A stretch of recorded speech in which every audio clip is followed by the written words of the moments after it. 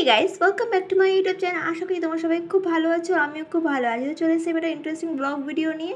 তো তোমরা প্লিজ এই ভিডিওটা কোনো জায়গায় স্কিপ না করে পুরো ভিডিওটা কন্টিনিউ করো। আশা করি তোমাদের ভিডিওটা খুব খুব ভালো লাগবে। তো দেখো মা আমি চলে এসেছি বারাসাত স্টেশনে বাবার জন্য ওয়েট করতে। বাবা কখন আসবে না আসবে যে ভাবছি অনেকক্ষণ ধরে আমি বাবার জন্য ওয়েট করে আছি। এই যে আমার বাবা চলে এসেছে। এবার মা আমি বাবা সবাই মিলে যাচ্ছি প্রভাতে হালখাতা করতে।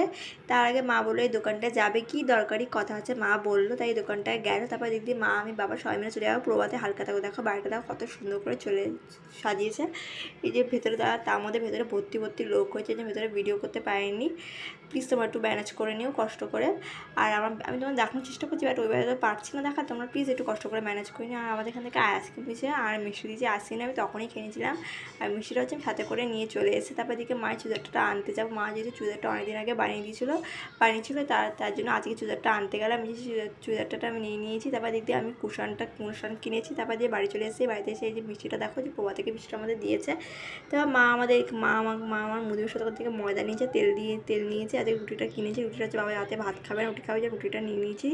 এই সেই চুড়িদারটা। তারপর দিকে মা মুদির দোকান থেকে চাউমিন আর কত কিছু আছে সেগুলো নিয়ে নিয়েছে। তারপরে আমিও নিয়ে নিয়েছি মুদির দোকান থেকে আলু ভাজা নিয়েছি, মাখন নিয়েছি, বিস্কুট নিয়েছি, রাতে যেহেতু ভাত দিয়ে খাবো। আর এদিকে কুশনগুলো আমি কিনেছি। ভিডিও মধ্যে কত ভালো লাগে লাইক করো, কমেন্ট করো, শেয়ার করো, সাবস্ক্রাইব করো। বাই।